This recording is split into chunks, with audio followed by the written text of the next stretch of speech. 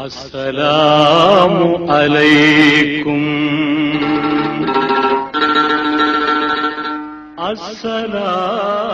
அஸ்ஸலாமு அலைக்கும்.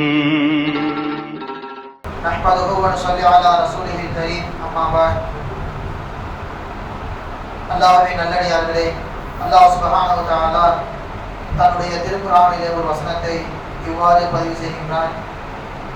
ஐனமா தகூனு யுத்ரிகுமுல் மௌத் வலவ் குன்தும் ஃபீ புரூஜின் முஷய்யதா. உலகத்திலே முயற்சித்தால் எதையும் சாதிக்கலாம் என்று சொல்லுகின்ற தத்துவங்களுக்கு மத்தியில் யார் போராடினாலும் யார் முயற்சித்தாலும் இந்த ஒன்றை மட்டும் வெல்லவே முடியாது.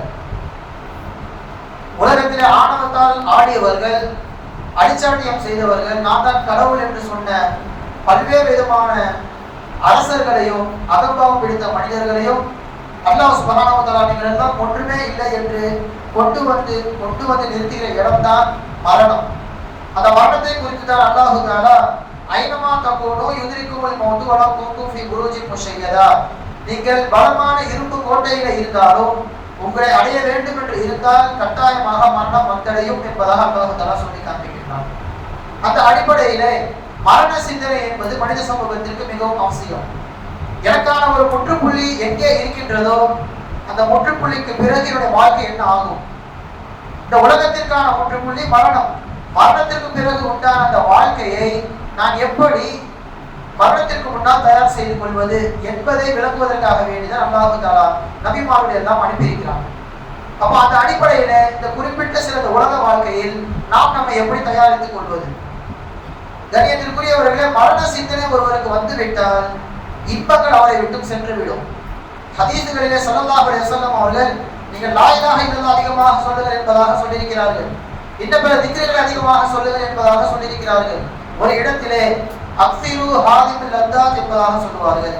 இன்பங்களை முறிக்கக்கூடிய, இன்பங்களை அனுபவிக்க முடியாத அளவிற்கு உங்களை மாற்றக்கூடிய விஷயத்தை நினைத்து பாருங்கள் என்று சொல்ல சஹாபா பெருமக்கள் கேட்டார்கள், யா ரசூலல்லாஹ் அது என்ன என்பதாக. மரணம் என்று ஸல்லல்லாஹு அலைஹி வஸல்லம் அவர்கள் பதில் தந்தார்கள். எனவே மரணத்தை ஒருவர் நினைக்கின்ற பொழுது சிற்றின்பமாக இருக்கின்ற உலகம் நம்மை விட்டு சென்று விடும். சஹாபா பெருமக்களும் ஸல்லல்லாஹு அலைஹி வஸல்லம் அவர்களும் இதைத்தான் உலகத்தில் நமக்கு சொல்லி சென்றார்கள். இது ஒரு தற்காலிகமான உலகம். இங்கே கிடைக்கின்ற இன்பங்கள் எல்லாம் பேரின்பமான சொர்க்கத்திற்கான ஒரு நகல். எனவே அந்த பேரின்பத்திற்காக வேண்டின உலகத்தில் பாடுபட வேண்டும். சிற்றின்பத்தை மட்டுமே நாம் உயர்வாக கருதிவிடக் கூடாது. உலகத்திலே மரணத்தை மறந்தவர்கள் தான் இன்று சமூகத்திற்கு மத்தியிலே மிகப்பெரிய உதாரணமாக மாறியிருக்கிறார்கள். நம்மளோடு வாழும் காலம் முழுக்க இப்ராஹிம் அலைஹிஸ்ஸலாம் அவர்களை எதிர்த்தான். சொல்ல போனால் உன்னுடைய அல்லாஹ்வை நான் வானத்திற்கே சென்று அல்லாஹ் தஆலாவை கொலை செய்கிறேன் என்று ராட்சச கழுகை தயார் செய்து அதன் காலுக்கு அடியிலே கூண்டை தயார் செய்து கூண்டை கட்டிவிட்டு அந்த கூட்டுக்குள்ளே அவன் அமர்ந்து கொள்கின்றான். பருந்து உயரே சென்று கொண்டே இருக்கிறது. ஒரு கட்டத்திலே அவனால் சுவாசிக்க முடியாமல் போனதின் விளைவாக மீண்டும் கழுகை பூமிக்கே திருப்பி விடுகின்றான். அந்த அளவிற்கு அல்லாஹ்வை பற்றி சொல்ல வந்த இப்ராஹிம் அலைஹிஸ்ஸலாம் அவர்களை நெருப்பில் தூக்கி போட்டான். அந்த அல்லாஹ்வே கொல்ல வேண்டும் என்று அவன் வானத்திற்கு புறப்பட்டான். மறுபக்கம் ஃபிரௌனை பார்த்தான். ஆனால் ரப்புக்குல் ஆலா, இறைவனுக்கெல்லாம் மேல் என்பதாக சொல்லி காண்பித்தான். இவ்விருவரையும் அல்லாஹ் தஆலா எங்கே கொண்டு வந்து நிறுத்தினான்? நம்ரூதை ஒரு நொண்டி கொசுவை வைத்து அல்லாஹ் தஆலா சாவடித்தான். ஃபிரௌனை அவன் வசத்தில் இருந்த அந்த கடலையே, அந்த நைல் நதியே அவனை கொன்று விட்டது. அவனோட மௌத்திலும் கூட இமாம் பெருமக்கள் எழுதுவார்கள், ஒருவருக்கு மௌத்து வர வேண்டும் என்று அல்லாஹ் தஆலா நிர்ணயித்து விட்டால் எப்படி தப்பித்தாலும் அல்லாஹ் தஆலா அவனை விடவே மாட்டான். லா யஸ்தகிருன ஸாஅத வலா யஸ்தக்திமூன். மரணம் வந்து விட்டால் ஒரு வினாடி, ஒரு செகண்ட் முந்தவும் செய்யாது, பிந்தவும் செய்யாது. மூசா அலைஹிஸ்ஸலாம் அவர்கள் கடலை பிளந்து தன் சமூகத்தை அழைத்து செல்கின்றார்கள்.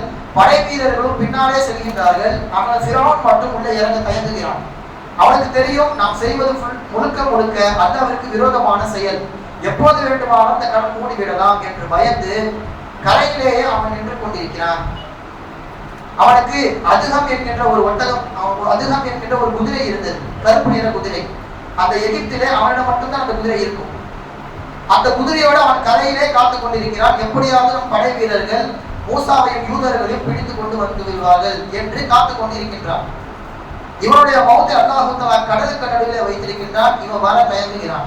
இந்த இடத்துல ஜிப்ரீல் அலைஹிஸ்ஸலாம் என்ன செஞ்சாங்க அப்படின்னா, அவங்க ஒரு குதிரையை கொண்டு வராங்க. இதே அதுகம் வகையை சார்ந்த கருப்பு நிற குதிரையை கொண்டு வந்து நடுவு கடலிலே அவர்கள் நிறுத்துகிறார்கள். இதுவரைக்கும் தன்னை போன்ற ஒரு இனத்தை மிஸ்ரிலே அந்த குதிரை எங்கேயும் பார்த்தது கிடையாது. எனவே தன்னை போன்ற அந்த குதிரை இருக்கின்றதே என்று நினைத்து கரையில் இருக்கின்ற ஃபிரௌனையும் அழைத்துக் கொண்டு நடுக்கடலுக்கு செல்கின்றது. கடல் மூடுகிறது. அந்த சமயத்தில் நான் யூதர்களின் நபியாகிய மூசா அலைஹிஸ்ஸலாம் அவர்கள் எந்த கடவுளை சொல்கின்றார்களோ அந்த கடவுளை வணங்குகிறேன், ஈமான் கொள்கிறேன் என்று சொல்லும் பொழுது வாயிலே சேற்றை வாரி அடிக்கிறார்கள் ஜிப்ரீல் அலைஹிஸ்ஸலாம். எனவே மரணம் ஒருவருக்கு வந்துவிட வேண்டும் என்று அல்லாஹ் தஆலா நிர்ணயித்து விட்டால் அவன் எவ்வளவு பாதுகாப்பாக இருந்தாலும் வந்துவிடும். உதாரணத்திற்கு அடிக்கடி நீங்கள் கேள்விப்பட்டிருப்பீர்கள் ஹஜ்ரத் சுலைமான் அலைஹிஸ்ஸலாம் அவர்களின் வரலாறு. அவருடைய அமைச்சரவையிலே ஒரு நபரை பார்த்தவாறு இன்னொருவர் முறைத்துக் கொண்டே இருக்கிறார். அதனால் பயந்து போன அந்த நபர், சுலைமான் நபி அவர்களே, உங்களுக்கு காற்று வசத்தில் இருக்கிறது அல்லவா, இந்த நபர் என்னை முறைத்துக் கொண்டே இருக்கிறார், என்னை மிக தொலைவிலே தள்ளி கொண்டு உங்கள் காற்றின் மூலமாக என்னை கூட்டி சென்று அங்கே விடுங்கள் என்பதாக இவர் வேண்டுகோள் விடுக்கிறார். அப்ப மூசா அலைஹிஸ்ஸலாம் அவங்களும் காற்றுக்கு கடலை விடுறாங்க. அந்த காற்று அவர்கள் அழகாக தூக்கிட்டு போய் ஒரு இடத்துல விடுது. இறங்குகின்ற இடத்தில் இந்த முறைத்த நபர் வந்து விடுகிறார். வந்து நான் ரொம்ப ஆச்சரியப்பட்டேன், அங்கு என்னை பார்த்து முறைக்கிறார் என்பதாக சொல்லியிருந்தாயே, நான் முறைக்கவில்லை, அல்லாஹ்வின் குதிரத்தின் மீது ஆச்சரியப்பட்டுக் கொண்டிருந்தேன். உனக்கான ரிஸ்க் முடிந்து விட்டது, உன்னுடைய மரணம் இந்த 7 மலைகளை தாண்டி இங்கேதான் உயிர் போக வேண்டும் என்று அல்லாஹ் தஆலா நிர்ணயித்து வைத்திருந்தான். எப்படி வாங்க வருவான் என்பதாக நான் பார்த்து கொண்டே இருந்தேன், நீயே வந்து இந்த இடத்துல மாட்டிக்கிட்ட என்பதாக சொல்லி அந்த இடத்துல ரூஹை அவர்கள் கைப்பற்றி செல்கிறார்கள். இந்த அளவிற்கு அல்லாஹ் தஆலா மரணத்தை நினைக்க வேண்டும் என்பதாகவும் மரணத்தில் இருந்து யாரும் தப்பிக்க முடியாது என்பதாகவும் நமக்கு நினைவிட்டுக் கொண்டே இருக்கின்றான். அப்ப இதிலிருந்து தப்பிக்க என்ன வழி? மரணத்தை ஒருபோதும் வெல்ல முடியாது, ஆனால் மரணத்தை நல்லதாக மாற்ற முடியும். என்ன செய்வது? காலம் முழுக்க திக்ருகளை அதிகப்படுத்திக் கொண்டே இருக்க வேண்டும். நபி ஸல்லல்லாஹு அலைஹி வஸல்லம் அவர்கள் சொல்கின்றார்கள், உங்களை ஒருவர் பார்த்தால் இவர் பைத்தியம் என்று நினைக்கும் அளவிற்கு அதிகமாக நாவில் நீங்கள் அல்லாஹ்வை உச்சரித்துக் கொண்டே இருங்கள். எந்த நிலைமையில நீங்கள் வஃபாத் ஆகிறீர்களோ, மரணம் அடைகிறீர்களோ, அதே செயலின் மூலமாக நீங்கள் எழுப்பப்படுவீர்கள். இன்னமா யுஹ்ஷருன் நாஸு அலா நிய்யாத்திஹிம், எந்த நியத்தின் பிரகாரம் எந்த விஷயத்தை நீங்கள் உள்ளத்தில் வைத்தவாறு இறக்கின்றீர்களோ அதன் மூலமாக நீங்கள் எழுப்பப்படுவீர்கள். மரணம் எங்கு வேண்டுமானாலும் வரலாம், ஆனால் நியத் என்ன இருக்கிறது, இதுதான் அல்லாஹ் தஆலா பார்ப்பான். அரபு நீதி கதைகளிலே சில சம்பவங்கள் எழுதப்படும். 2 நபர், ஒருவர் பள்ளிவாசலுக்கு செல்கின்றார், இன்னொருவர் ஆடல் பாடல் நடக்கக்கூடிய அந்த கிளப்புக்கு செல்கின்றார். பள்ளிவாசலே சென்றவருக்கும் மரணம் வருகிறது, கிளப்பிற்கு சென்ற இவருக்கும் மரணம் வருகிறது. ஆனா பள்ளிவாசல் உள்ளவர் தீயவர்கள் கூட்டத்தில் எழுப்பப்படுகிறார், நரகவாசி. கிளப்பிலே சென்ற அந்த நபர் நல்லவர்கள் கூட்டத்தில் எழுப்பப்படுகிறார், சொர்க்கவாசி. அந்த கதையின் முடிவில் எழுதப்படுகிறது, பள்ளிவாசலுக்கு சென்ற நபர் இபாதத்திற்காக வேண்டி செல்லவில்லை, அவர் அங்குள்ள பொருளை திருட வேண்டும் என்று நினைத்தார்.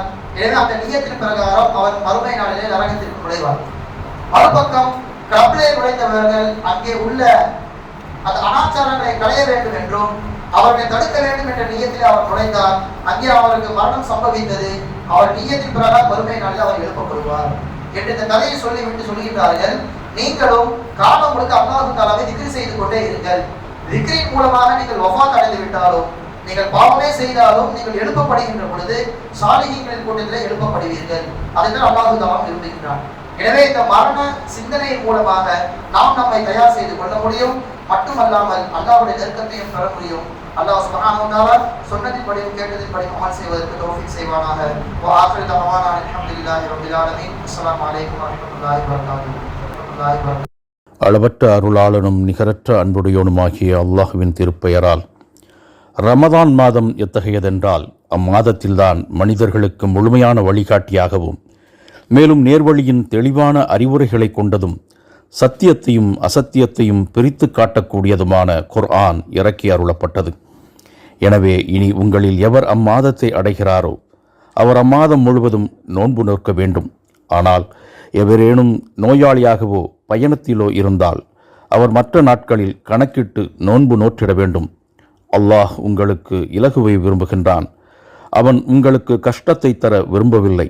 நோன்பின் எண்ணிக்கையை நீங்கள் நிறைவு செய்வதற்காகவும் அல்லாஹ் உங்களை நேரிய வழியில் செலுத்தியதற்காக நீங்கள் அவனுடைய மேன்மையை போற்றி அவனுக்கு நன்றி பாராட்டுவதற்காகவுமே இவ்வழி உங்களுக்கு காண்பிக்கப்படுகிறது. பாகம் 2, அத்தியாயம் 2, வசனம் 185. உலகங்களின் அதிபதியே, பாவங்களை மன்னிக்கின்ற கருணையாளனே, எங்கள் பாவங்களை மன்னிப்பாயாக. இன்றைய எங்கள் நோன்பை உண்மையான நோன்பாகவும் எங்களது வணக்கங்களை உனது திருப்பொருத்தம் பெற்ற வணக்கங்களாகவும் ஏற்றருள் புரிவாயாக.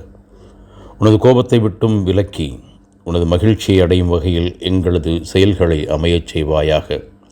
இரக்கமுள்ள ரஹ்மானே, உன்னை வணங்கவும் உனது திருவசனங்களை ஓதவும் கிருபை செய்வாயாக.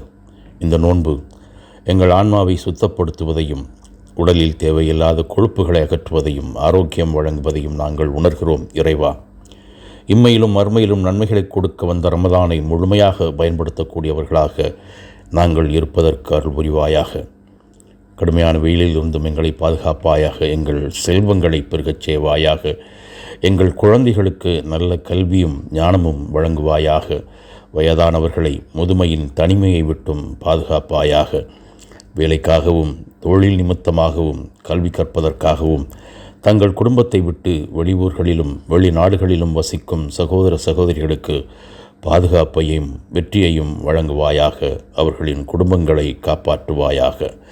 ஆமீன் ஆமீன் யா ரப்பல் ஆலமீன்.